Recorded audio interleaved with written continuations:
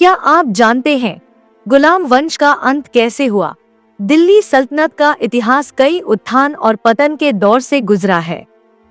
1206 ईस्वी में कुतुबुद्दीन ऐबक द्वारा स्थापित गुलाम वंश ने दिल्ली की सत्ता पर लगभग 84 वर्षों तक शासन किया।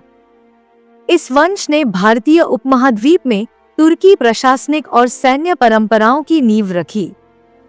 हालांकि बलबन के कठोर शासन के बावजूद उसके उत्तराधिकारियों की अक्षमता ने इस वंश को पतन की ओर धकेल दिया। विशेष रूप से मुइजुद्दीन कैकुबाद का विलासी जीवन और प्रशासनिक कमजोरियां गुलाम वंश के पतन का मुख्य कारण बनी। इस लेख में हम गुलाम वंश के अंतिम वर्षों और खिलजी वंश के उदय का विस्तार से विश्लेषण करेंगे। कैकुबाद और गुलाम वंश का पतन, एक विस्तृत विश्लेषण। गुलाम वंश 1206 से 1290 ईस्वी दिल्ली सल्तनत का पहला राजवंश था, जिसकी स्थापना कुतुबुद्दीन ऐबक ने की थी। इस वंश के अंतिम शासक कैकुबाद 1287 से 1290 ईस्वी और उसके उत्तराधिकारी कयूमर्स 1290 ईस्वी थे। बलबन के कठोर और सुदृढ़ प्रशासन के बावजूद उनके उत्तराधिकारी शासन को संभालने में असफल रहे, जिससे अंततः खिलजी वंश का उदय हुआ। बलबन का शासन और उत्तराधिकार संकट। बलबन 1266 से 1287 ईस्वी एक शक्तिशाली और सख्त शासक था, जिसने लौ और रक्त की नीति अपनाई। उसने तुर्क अमीरों चालीसगान की शक्ति को कुचलकर सुल्तान की सत्ता को सर्वोपरि बनाया।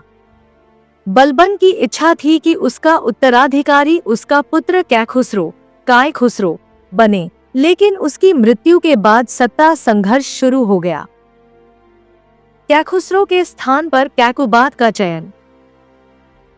बलबन के निधन के बाद तुर्क अमीरों ने कैखुसरो को दरकिनार कर दिया और कैकुबाद को गद्दी पर बैठाया। कैकुबाद बलबन के छोटे पुत्र बुगरा खां का बेटा था। इस प्रकार बलबन की मृत्यु के बाद सत्ता उसके बेटे के बजाय उसके पोते के हाथों में चली गई। मुइजुद्दीन कैकुबाद के रूप में जाने जाने वाले इस सुल्तान ने एक अलग राजनीतिक नीति अपनाई, लेकिन वह अपने दादा बलबन के समान सख्त प्रशासक नहीं था। वह विलासिता और भोगविलास में लिप्त हो गया, जिससे प्रशासनिक ढांचा कमजोर पड़ने लगा। कैकुबाद का शासन 1287 से 1290 ईस्वी। कैकुबाद का शासनकाल दिल्ली सल्तनत के इतिहास में अराजकता और अस्थिरता का दौर था। बलबन की कठोर नीतियों को छोड़कर कैकुबाद ने विलासिता और अमीरों के साथ मैत्रीपूर्ण संबंधों को प्राथमिकता दी। विलासिता और शासन की कमजोर पकड़। कैकुबाद ने अपने शासनकाल में शराब और ऐशोआराम को अत्यधिक महत्व दिया। उसने प्रशासनिक कार्यों में रुचि नहीं ली, जिससे राज्य के प्रमुख अधिकारियों और सैन्य नेतृत्व के बीच सत्ता संघर्ष शुरू हो गया। तुर्की अमीरों की बढ़ती शक्ति। बलबन के शासनकाल में तुर्क अमीरों को नियंत्रित रखा गया था, लेकिन कैकुबाद के कमजोर शासन में उन्होंने पुनः अपनी शक्ति बढ़ा ली। इनमें से सबसे प्रभावशाली व्यक्ति कोतवाल फखरुद्दीन का दामाद निजामुद्दीन था, जिसने सत्ता हड़पने की योजना बनाई।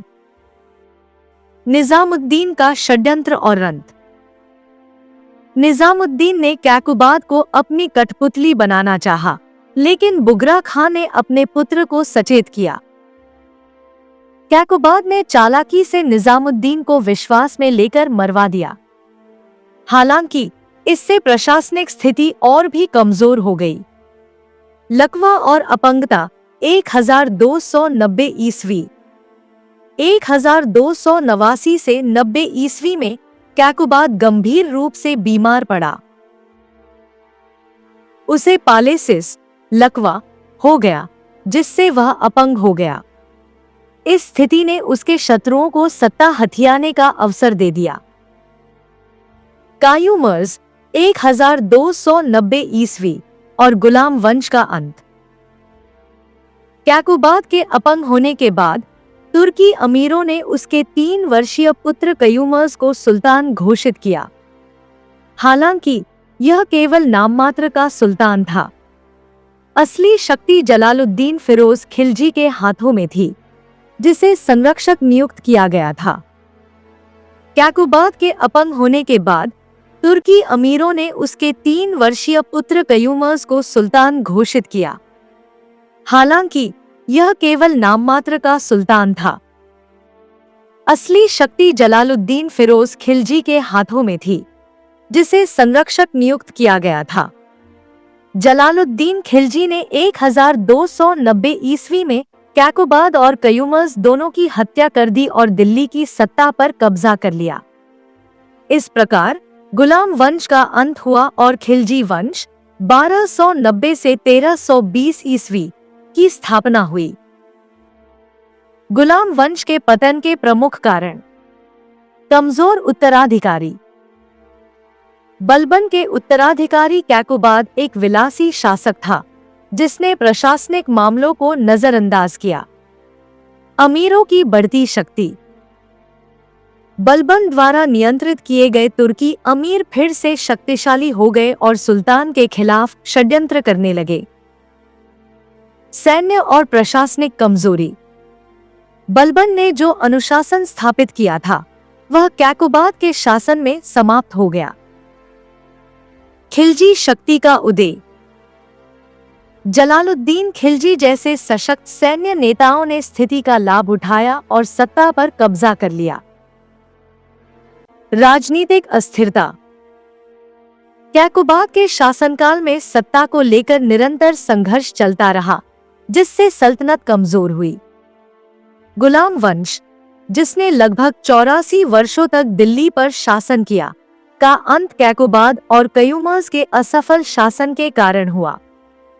बलबन के सुदृढ़ प्रशासनिक ढांचे को उसके उत्तराधिकारियों ने बनाए नहीं रखा, जिससे दिल्ली सल्तनत में राजनीतिक अस्थिरता फैल गई। जलालुद्दीन खिलजी ने इस अवसर का लाभ उठाया और 1290 ईस्वी में खिलजी वंश की स्थापना की, जिसने अगले 3 दशकों तक भारत पर शासन किया। गुलाम वंश का पतन केवल एक शासक की कमजोरी का परिणाम नहीं था, बल्कि यह प्रशासनिक ढांचे की गिरावट, अमीरों की बढ़ती शक्ति और राजनीतिक अस्थिरता का नतीजा था। बलबन के शासन के दौरान स्थापित कठोर अनुशासन और केंद्रीकरण उनके उत्तराधिकारियों द्वारा बनाए नहीं रखा जा सका। कैकुबाद की अयोग्यता और विलासिता ने सल्तनत को और कमजोर कर दिया, जिससे जलालुद्दीन फिरोज खिलजी को सत्ता संभालने का अवसर मिला। इस तरह गुलाम वंश का अंत न केवल एक शाही परिवार के पतन का प्रतीक था, बल्कि दिल्ली सल्तनत में नई राजनीतिक और सैन्य नीतियों के युग की शुरुआत भी थी, जिसे खिलजी वंश ने आगे बढ़ाया। अगर आपको यह जानकारी पसंद आई, तो इस वीडियो को लाइक करें, शेयर करें और हमारे चैनल को सब्सक्राइब करें। इतिहास के और भी रोचक तथ्यों को जानने के लिए जुड़े रहें।